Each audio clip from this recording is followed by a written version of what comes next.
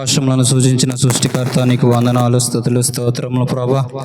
నీ కృప, నీ దయ, నీ ప్రేమ ఎంతో గొప్పది తండ్రి నాయన. మీ జాలి, నీ కనికరం ఎంతో గొప్పది ప్రభు నాయన.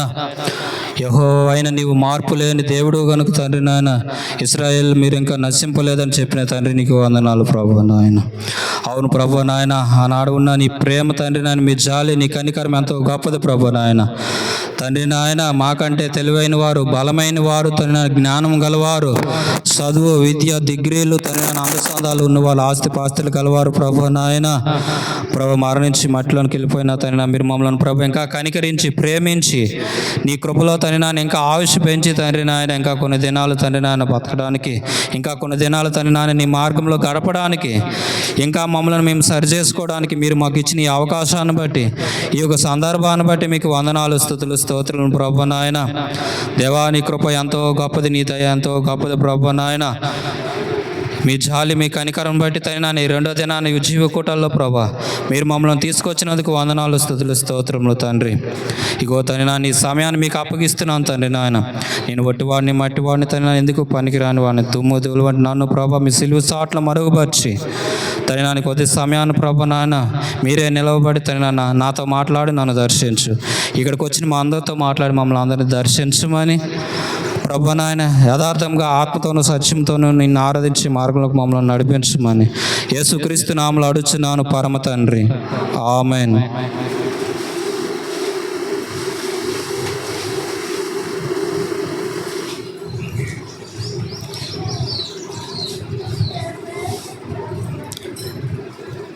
యోహాను సువార్త 4వ అధ్యాయం.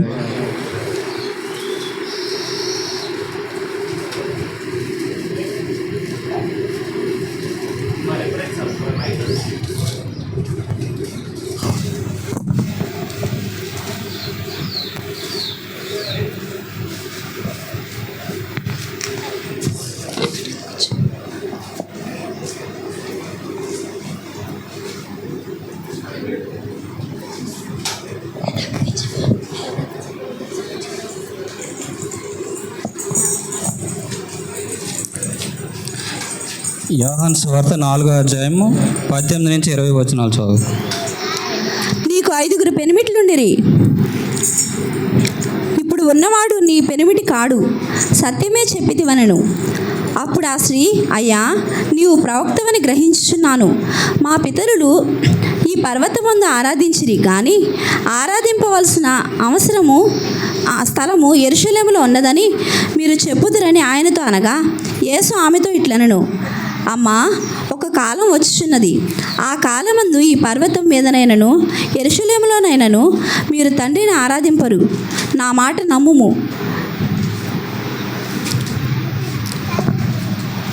ఈరోజు మనం లేఖన భాగము ఈ రెండో దినాన్ని ఏంటంటే, దేవుణ్ణి ఆరాధించేవారు ఆత్మతోనూ సత్యముతోనూ ఆరాధించవాలని. మీకు ఈ యొక్క పరీక్షలు కావచ్చు, ప్రశ్నలు కావచ్చు, మీకు వచ్చాయో లేదో నాకు తెలియదు, కానీ నాకైతే చాలా వచ్చాయి, చాలా ఎదురయ్యాయి. అందు గురించి ఈ సమయంలో ఇక్కడ మాట్లాడాలనుకుంటున్నాను. దేవుడి ప్రేరేపణ బట్టి మాట్లాడుతున్నాను.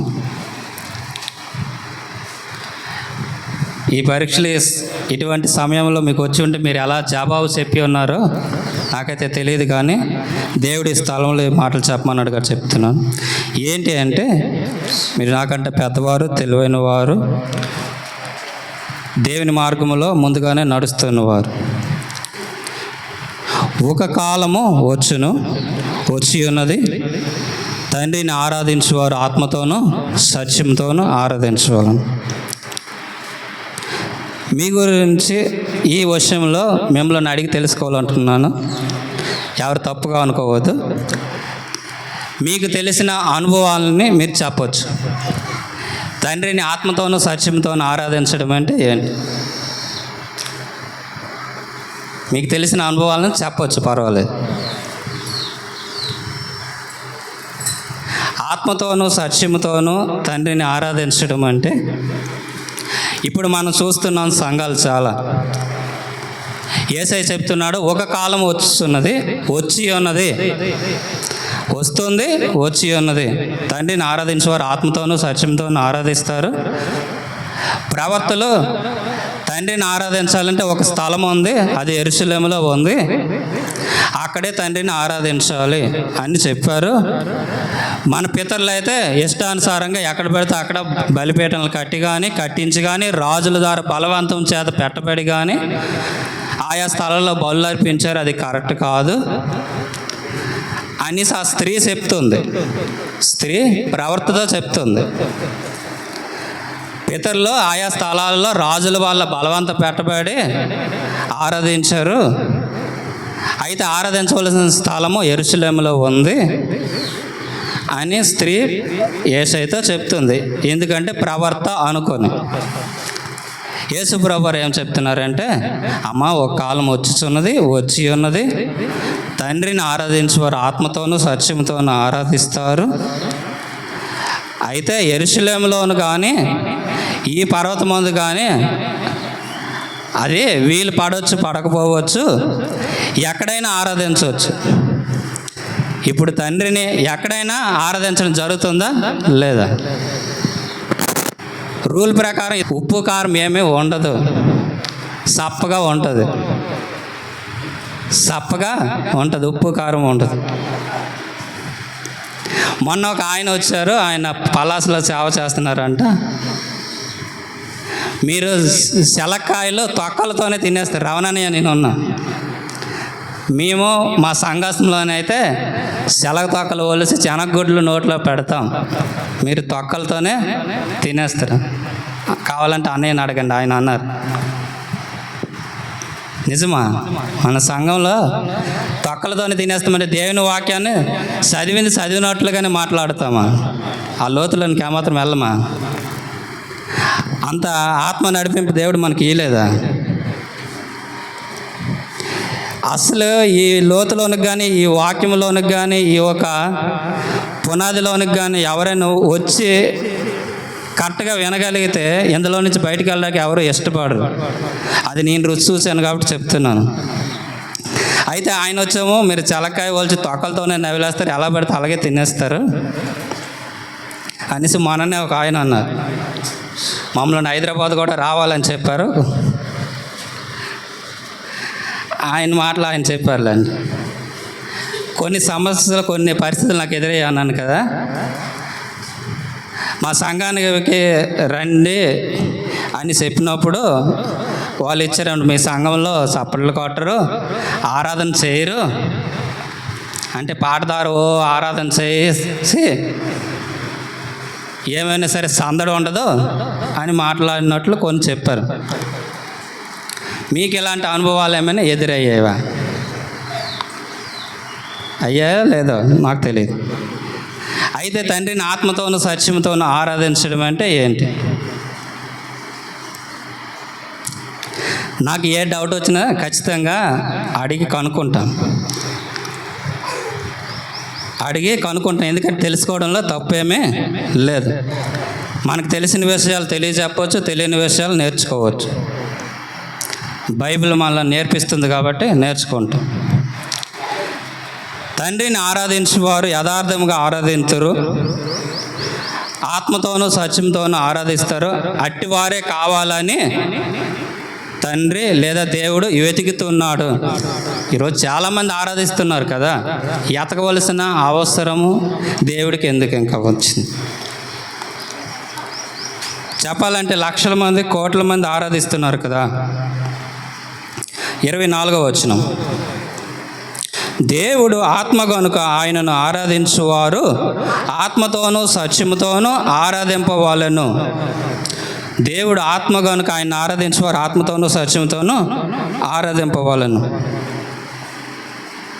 23వ వచనం చెప్తుంది, అయితే యథార్థంగా ఆరాధించువారు ఆత్మతోనూ సత్యముతోనూ తండ్రిని ఆరాధించు కాలము వచ్చున్నది, అది ఇప్పుడును వచ్చి ఉన్నది.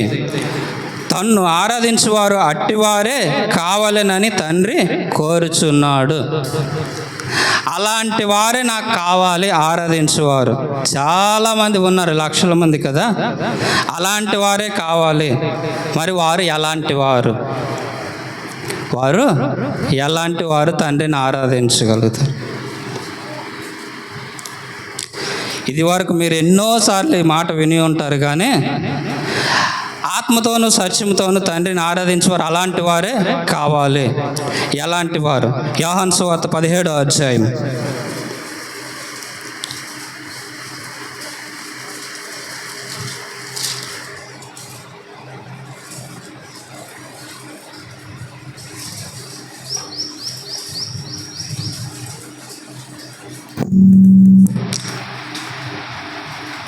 పదిహేడు అధ్యాయం 3వ వచనం.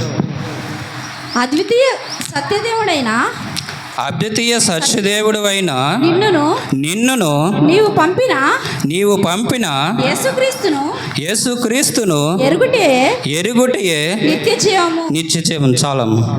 అద్వితీయ సత్యదేవుడు అయిన నిన్నును నీవు పంపిన యేసుక్రీస్తును ఎరుగుటయే నిన్నును. ఇక్కడ సత్యము అనే ఒక పదాన్ని తీసుకుంది. దేవుడు అంటే అద్వితీయ సత్య దేవుడు. ఆయనను ఆయన పంపిన యేసుక్రీస్తును తెలుసుకుంటే నిత్య జీవము. ఒకటి. రెండోది 17వ వచనం.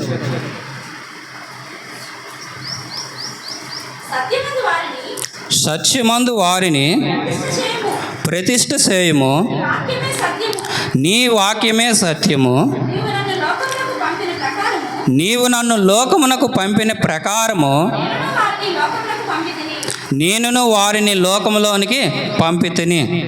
సత్యమందు వారిని ప్రతిష్ఠ చేయము. యేసుప్రభువు వారు అంట కొంతమందిని ఏర్పరచుకున్నారు అంట. ఏర్పరచుకొని సత్యమందు ప్రతిష్ఠ చేశాడంట. ఆయన తండ్రితో చెప్తున్నాడు, నేను లోకము కొరకు ప్రార్థన చేయడం లేదు, లోకంలో నుంచి కొంతమందిని ప్రత్యేకించి ఏర్పరచుకున్నాను, వారిని సత్యమందు ప్రతిష్ఠ చేయము.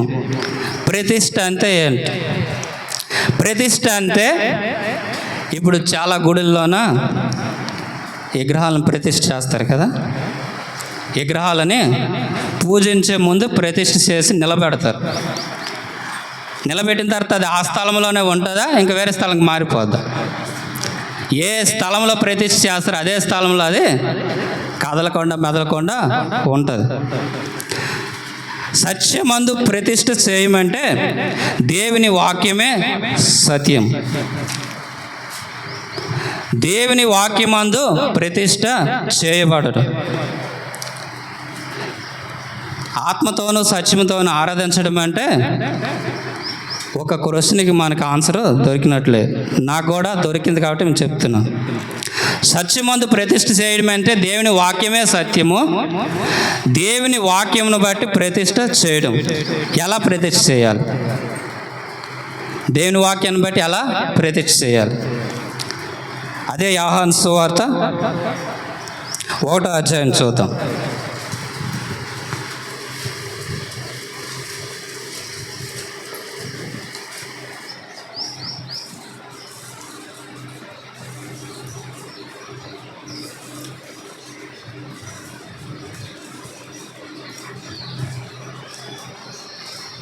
ఒకటో అధ్యాయం 12వ వచనం. తన్ను ఎందరు అంగీకరించురో వారికి అందరికీ, అనగా తన నామమునందు విశ్వాసముంచిన వారికి దేవుని పిల్లలగుటకు ఆయన అధికారం అనుగ్రహించెను. వారు దేవుని వలన పుట్టిన వారే గాని రక్తము వలనైనను శరీరేచ్ఛల వలనైనను మనుషేచ్ఛల వలనైనను పుట్టినవారు కారు. చాలం. ఈ వాక్య భావము ఏమని చెప్తుందంటే, లోకానుసారంగా మనందరం కూడా తల్లిదండ్రులుగా వలన జన్మించాం.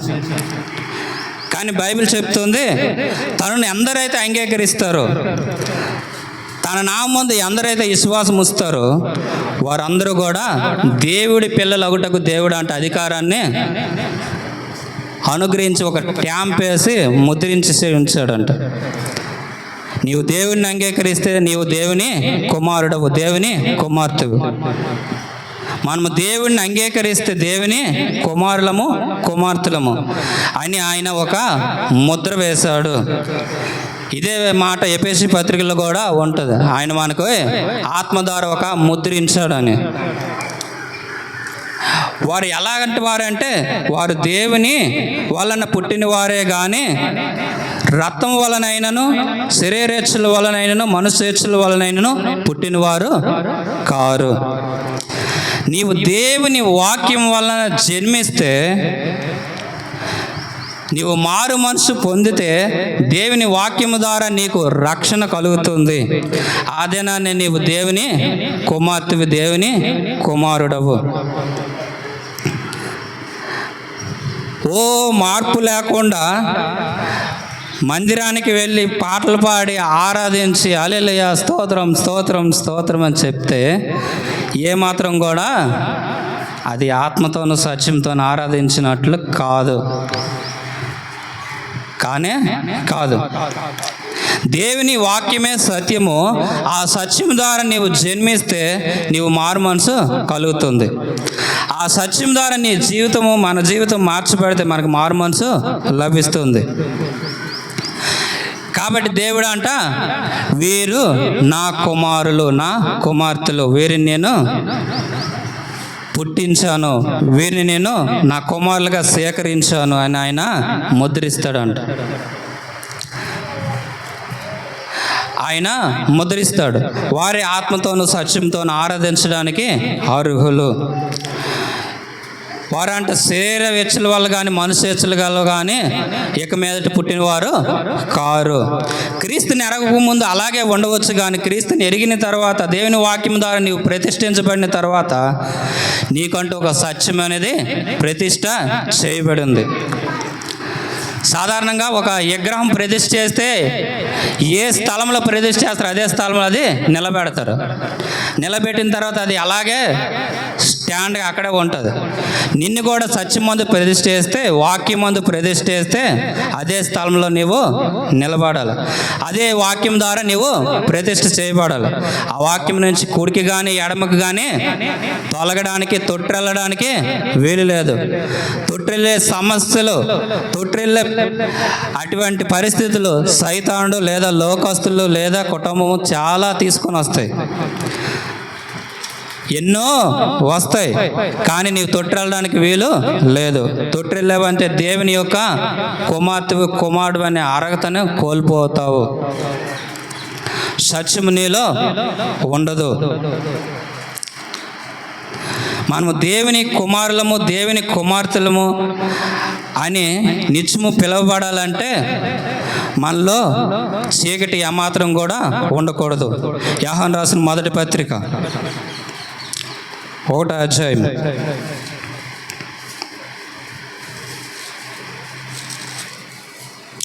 7వ వచనం.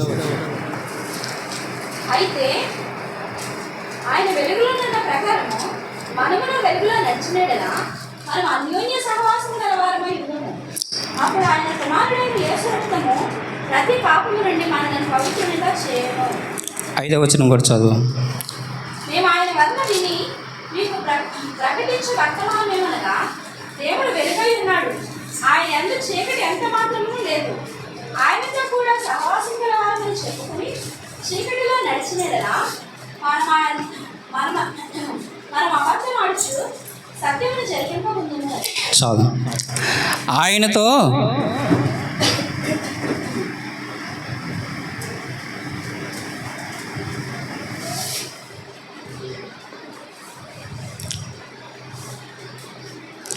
ఆయనతో కూడా సహవాసం గలవారమని చెప్పుకొని చీకటిలో నడిచిన యెడల మనం అబద్ధమాడుతూ సత్యమును జరిగింపకుందుము.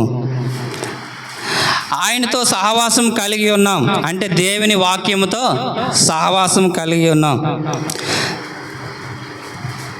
వ్యక్తిగతంగా మనుషులతో మనము సహవాసము కలిగి ఉంటాం.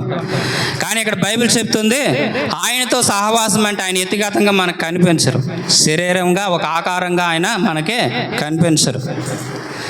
కానీ ఆయనతో మనం సహవాసం చేయాలంటే దేవుని వాక్యముతో సహవాసము కలిగి ఉండాలి.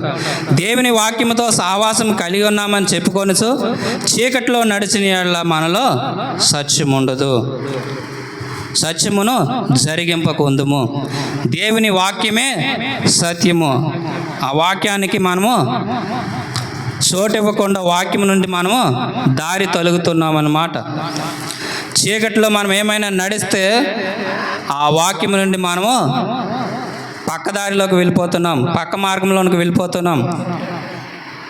సైతాను మనలను సరైన మార్గం నుంచి తప్పిస్తున్నాడు అని మనము గమనించాలి.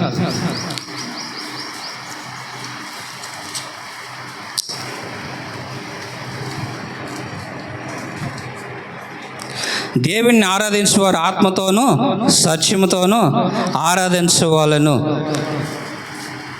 మనలో ఒక ఆత్మ ఉంది. ఆ ఆత్మ దేవుని ఆత్మతో కనెక్ట్ అయితే, దేవుడు ఆత్మస్వరూపి, దేవుడు ఆత్మ అయి ఉన్నాడు. మన ఆత్మ దేవుని ఆత్మతో కనెక్ట్ అయితే, దేవుని వాక్యానికి మనము లోబడితే, ఆ వాక్యానుసారంగా నీవు జీవిస్తే నీవు అప్పుడు ఆత్మతోనూ సత్యంతోనూ ఆరాధించినట్లు.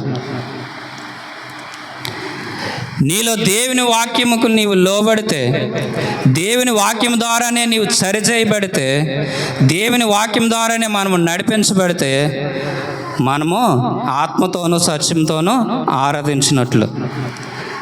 అంతేగాని ఓ పాట రూపంలోనో లేదా చప్పట్ల రూపంలోనో బాగా స్వరమెత్తి పాడడంలోనూ, బాగా స్వరమెత్తి స్తుతించడంలోనూ ఆత్మతోనూ సత్యంతోనూ ఆరాధించే విధానము కాదు. కొంతమంది పూర్ణ మనసుతో పూర్ణ బలంతో ఆరాధించాలి తండ్రిని అంటారు. పూర్ణ మనసుతో పూర్ణ బలంతో ఎలాగ ఆరాధిస్తారు అంటే మన స్వరము ఎంతగా బయటికి వాడగలమో అంతగా ఆరాధించాలంట. ఎంతగా మనం వచ్చామో మన స్వరం ఉపయోగించగలమో అంతగా అంట దేవుణ్ణి స్తుతించాలంట. అంతగా స్తుతిస్తే కొంతమంది వచ్చామో బయటికి వచ్చి మన మీద గొడవ చేస్తారు. అంత స్వరాన్ని బయటికి వినిపిస్తే మనల్ని కొట్టడానికే చూస్తారు. ఎదుటి వారిని డిస్టర్బ్ చేసే ఆరాధన అది ఆరాధన కాదు. దేవుడు అల్లరికి ఏమాత్రము కర్త కానే కాదు. దేవుడు ఆదరణకే కర్త కానీ అల్లరికి కర్త కాదు. బాగా సౌండ్ చేసి హృదయపూర్వకంగా ఆరాధించాలని నీలో ఉన్న స్వరాన్ని అంతా బయటికి తీసేవనుకో, చుట్టుపక్కల ఉన్న వాళ్ళు మన మీదకి వస్తారు. ఈ రకమైన సమస్యలు ఎదురైనప్పుడు నేను వాళ్ళని నాకు తెలిసిన అనుభవం ప్రకారం, దేవుడు నాకు ఇచ్చిన ఆలోచన ప్రకారము చెప్పే ప్రయత్నం చేశాను.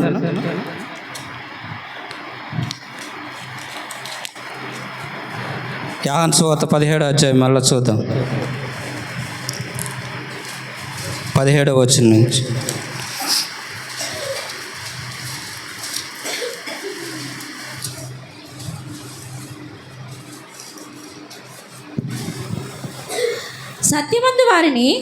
సత్యమందు వారిని ప్రతిష్ఠ చేయము. నీ వాక్యమే సత్యము.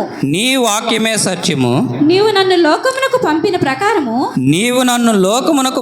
ప్రకారము నేను వారిని లోకమునకు పంపితిని. వారును సత్యమందు ప్రతిష్ఠ చేయబడినట్లు వారి కొరకై నన్ను ప్రతిష్ఠ చేసుకొనుచున్నాను. మరియు నీవు నన్ను పంపితివని లోకము నమ్మునట్లు తండ్రి నాయందు నీవును నీయందు తండ్రి నాయందు నీవును నీయందు నేనును ఉన్నలాగున నేనును ఉన్నలాగున వారును మన యందు ఏకమై ఉండవలనని వారి కొరకు మాత్రము నేను ప్రార్థించుటలేదు. వారి వాక్యము వలన నా యందు విశ్వాసముంచు వారందరూను ఏకమై ఉండవలనని వారి కొరకును ప్రార్థించుచున్నాను. మనము చాలా ఈ రెండో దినాన్న మనమంట దేవుని వాక్యము కొరకు ఎవరైతే విశ్వాసం ఉంచుతున్నారో వారందరి కొరకు కూడా మనము ప్రార్థించాలి. లోకస్తుల కొరకు కాదు. యేసు ప్రభువారు అంట లోకస్తుల కొరకు ప్రతిష్ఠ చేయబడలేదు. దేవుని వాక్యం అంగీకరించిన వారి కొరకు ప్రతిష్ఠ చేయబడ్డాడంట. నేను వారి కొరకు ప్రతిష్ఠ చేయబడ్డాను, వారిని కూడా ప్రతిష్ఠ చేయమని తండ్రిని వేడుకుంటున్నాడు. నేను వారి కొరకు ప్రార్థన చేస్తున్నాను, వారిని కాపాడుము. నేను వారి కొరకు నేను ప్రతిష్ఠ చేసుకుంటున్నాను. నేను నీ యందు ఉండలాగున నీవు నా యందు ఉండలాగున వారు మన యందు ఉండలాగున వారి వాక్యం అంగీకరించి ఉన్నారు కాబట్టి వారి కొరకు ప్రార్థన చేస్తున్నాను. వారిని నిలవబెట్టుమని తండ్రిని వేడుకుంటున్నాడు. నేను వెళ్ళిపోయిన తర్వాత వారు పడిపోతారు, వారిని నిలవబెట్టు. వారిని ప్రతిష్ఠ చేయమంటే అర్థం ఏంటంటే వారిని నిలవబెట్టు, వారిని సరిచేయి, వారిని నీ వాక్యంలో నుంచి ఏమాత్రం కూడా పక్కకి తొలగనియ్యొద్దు అని యేసుప్రభు వారు తండ్రిని అడుగుతున్నారు. వారిని ప్రతిష్ఠ చేయము.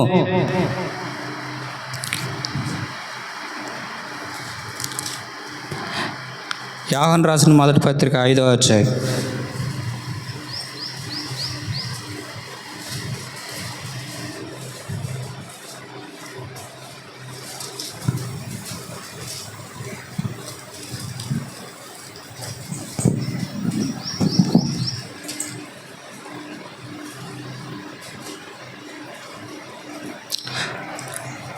పదిహేడవ వచనం నుంచి.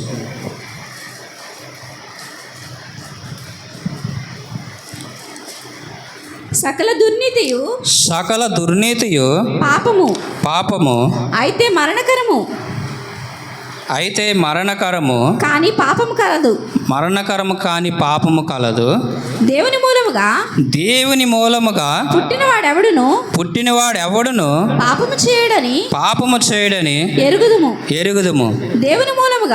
దేవుని మూలముగా పుట్టినవాడు తన్ను భద్రము చేసుకొనును గనుక దుష్టుడు వానిని ముట్టడు. చాలా ఇప్పుడు దేవుని మూలముగా ప్రతిష్ఠ చేయబడిన వారు, మనలో సత్యం ఉండాలంటే వాక్యం మనలో ఉండాలి.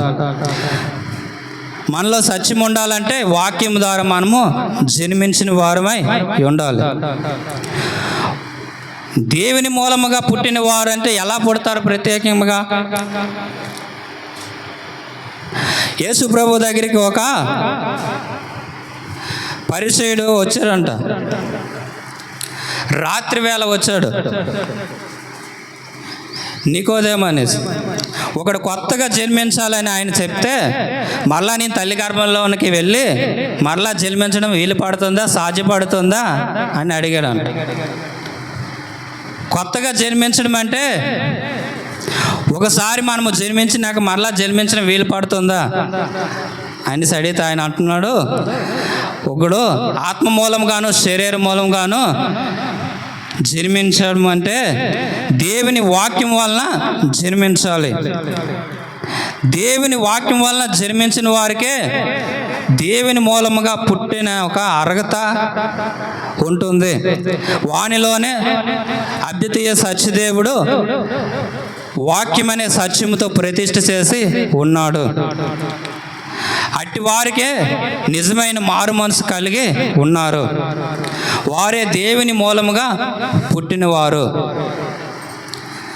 దేవుని మూలముగా పుట్టినవాడు ఎవడును పాపము చేయడని ఎరుగుదుము. దేవుని మూలముగా పుట్టినవాడు తన్ను భద్రము చేసుకొనును. తన చుట్టూ కంచె వేసుకుంటాడు, తనను భద్రం చేసుకుంటాడు, తనను తాను కాపాడుకుంటాడు. ఎటువంటి ఒడిదుడుకులు వచ్చినా, ఎటువంటి తుఫానులు వచ్చినా, ఎటువంటి అలలు వచ్చినా తన చుట్టూ ఉన్న కంచెని దాటి లోపలికి ఎంత మాత్రం కూడా రాకుండా అట్టి భద్రతను తన పట్ల ఏర్పరచుకుంటాడు. కాబట్టి వారు దేవుని మూలంగా పుట్టినవారు. యవ్వన ప్రాయంలో ఎదురయ్యే ఎటువంటి సమస్యలైనా, ఎటువంటి బలహీనతలైనా దేవుని వాక్యం వలన వాటిని తను తాను భద్రం చేసుకోను. కీర్తనకారుడు ఒకసారి వచ్చి రాస్తాడు కదా, 119వ కీర్తన.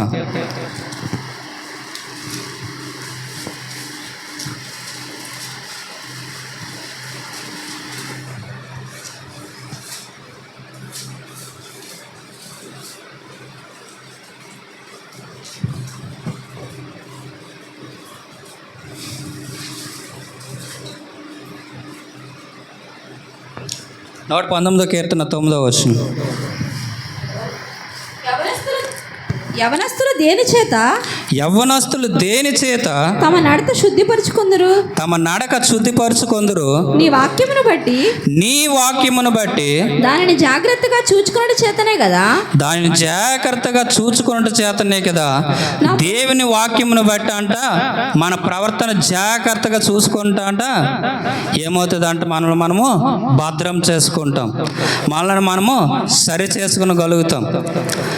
అదే దేవుని వాక్యం నుంచి మనం ఏమాత్రమైనా తొలగిపోయామనుకోండి, మన మార్గంలో తల్లకిందులు అయిపోతాయి.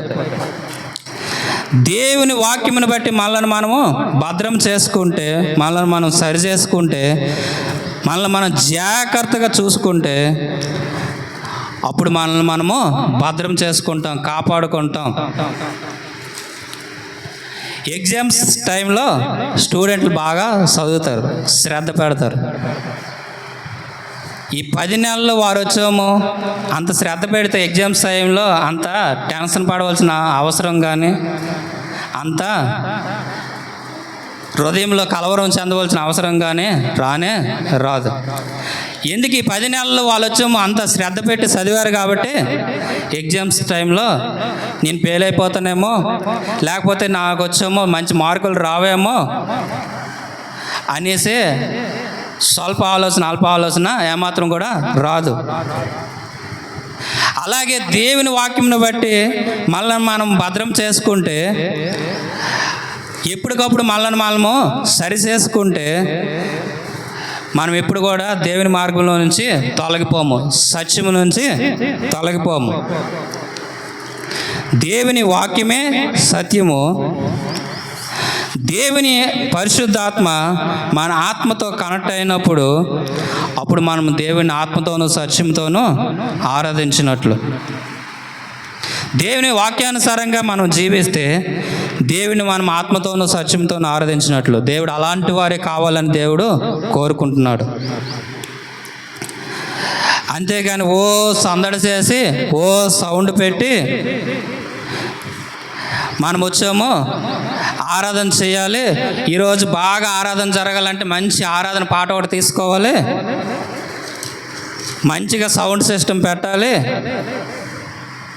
అని చెప్పుకునేది కాదు.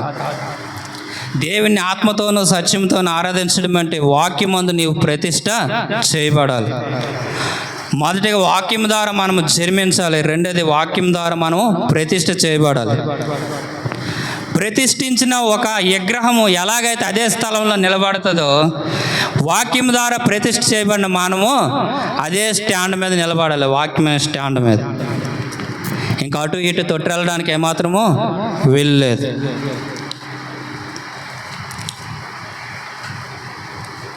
ఆ పత్రిక ఇంకా చదువుతాము. 5వ అధ్యాయము 19 నుంచి. యోహాను రాసిన పత్రిక 5వ అధ్యాయం 19.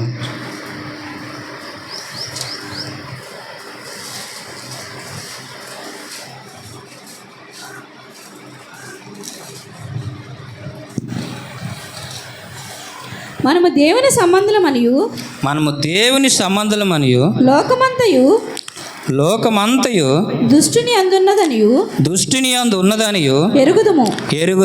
మనము సత్యవంతుడైన వానిని ఎరగవలనని దేవుని కుమారుడు వచ్చి మనకు వివేకము అనుగ్రహించి ఉన్నాడని ఎరుగుదుము. మనము దేవుని కుమారుడైన యేసుక్రీస్తునందు ఉన్నవారమై సత్యవంతుని అందు ఉన్నాము. మనము దేవుని కుమారుడైన యేసుక్రీస్తునందు ఉన్నవారమై సత్యవంతుని అందు ఉన్నాము. దేవుని వాక్యం ద్వారా మనము జన్మిస్తే, దేవుని వాక్యం ద్వారా మనం ప్రతిష్ఠ చేయబడితే మనము కూడా ఆయన యందు ఉన్నాము. మనము కూడా ఆయన ద్వారా, ఆయన వలన ఆయన వారసత్వంలోనికి అడుగుపెట్టి ఉన్నాము. దేవుని వాక్యం ద్వారా మారు మనసు పొందితేనే దేవుని వలన దేవుని పిల్లలయ్యే అర్హత మనకి దక్కుతుంది. దేవుని వాక్యం ద్వారా మనము జన్మిస్తేనే దేవుని పిల్లలయ్యే అర్హత మనకి దక్కుతుంది. నికోదేము యేసు ప్రభుని పగలొస్తే ఎవరైనా చూస్తారేమని రహస్యంగా వచ్చి యేసు ప్రభుని కలుసుకొని తనకున్న సందేహాలను, తనకున్న డౌట్లను అడిగితే యేసు ప్రభు తనను కూడా ప్రేమించాడు కాబట్టి ఒకడు కొత్తగా జన్మిస్తే కానీ వాడు దేవుని రాజ్యంలో ప్రవేశించలేడు, దేవుని రాజ్యంను చూడలేడు అని చెప్తున్నాడు. అలాంటి వారే కావాలని తండ్రి కోరుకుంటున్నాడు. అలాంటి వారే కావాలని తండ్రి వెతుకుతున్నాడు. లోకమందు ఎలాంటి వారు చాలామంది ఉన్నారు. చాలామంది ఇష్టానుసారంగా జీవించేవారు, ఇష్టానుసారంగా ఆరాధించేవారు, ఇష్టానుసారంగా ప్రవర్తించేవారు, ఇష్టానుసారంగా నడుచుకునేవారు చాలామంది ఉన్నారు. మరి మనం ఎలాగున్నాం? తండ్రిని ఆరాధించాలంటే ఇలాంటి వారే కావాలని దేవుని వాక్యం చెప్తుంది. సత్యమందు మనం ప్రతిష్ఠ చేయబడ్డామా? సత్యమును బట్టి దేవుని ఆత్మతో మనము కనెక్ట్ అయ్యి ఉన్నామా? దేవుని ఆత్మతో మనము సరి చేయబడుతున్నామా? దేవుని ఆత్మతో మనము నడిపించబడుతున్నామా? వాక్యం ద్వారా మనము పుట్టిన వారి వలె ఉన్నామా? వాక్యం ద్వారా మన చుట్టూ మనం కంచి వేసుకుంటున్నామా? వాక్యం ద్వారా మనము జీవించగలుగుతున్నామా? వాక్యమే మనలను నడిపిస్తుందా? చివరిగా కూడా చూద్దాం 4వ లైన్ నుంచి. దేవుని కుమారుడైన యేసుక్రీస్తునందు ఉన్నవారమై సత్యవంతుని అందున్నాము. ఆయనే నిజమైన దేవుడును నిత్య జీవమునై ఉన్నాడు. చిన్నపిల్లలారా, విగ్రహముల జోలికి పోకుండా జాగ్రత్తగా చూసుకొనుడి. విగ్రహం అంటే ఆ విగ్రహాలను కాదు. మనం దేనినైతే ఎక్కువగా ప్రేమిస్తాం అదే మనకి ఒక విగ్రహం. దేనినైతే ఎక్కువగా మనం ఇష్టపడతాం అదే మనకు ఒక విగ్రహం. మరి ఈ దినాల్లో మనం దేవుని ఎక్కువగా ప్రేమిస్తున్నాం, దేనిని ఎక్కువగా ఇష్టపడుతున్నాం. లోక సంబంధమైన ఆ రకమైన విగ్రహాల గురించి మాట్లాడడం లేదు. మనము దేనిని ఎక్కువగా ప్రేమిస్తున్నాం, దేనిని ఎక్కువగా ఇష్టపడుతున్నాం, ఏటితో ఎక్కువగా మనం సమయాన్ని గడపాలని ఆశపడుతున్నాం,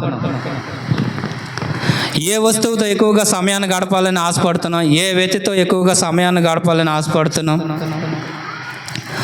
ఎవరికి మనం ఎక్కువ సమయాన్ని మన జీవితంలో కేటాయిస్తున్నాం. మనల్ని మనము నిత్యము భద్రం చేసుకుంటున్నామా? ఆయన చెప్తున్నాడు, తండ్రిని ఆరాధించేవారు ఆత్మతోనూ సత్యంతోనూ ఆరాధింతురు. ఆయన చెప్తున్నాడు, యథార్థంగా ఆరాధించేవారు తండ్రిని కావాలని ఆయన వెతుకుతున్నాడు. ఆయన చెప్తున్నాడు, ఇలాంటి వారే తండ్రికి కావాలని ఆయన ఎదురు చూస్తున్నాడు. అలాంటి వారిగా మనం తీర్చిదిద్దబడాలి. అలాంటి వారే మన ఒక సావాసంలో, సమూహంలో చేరాలని మనం ప్రార్థన చేద్దాం. మనందరూ ప్రార్థన చేసుకుందాం.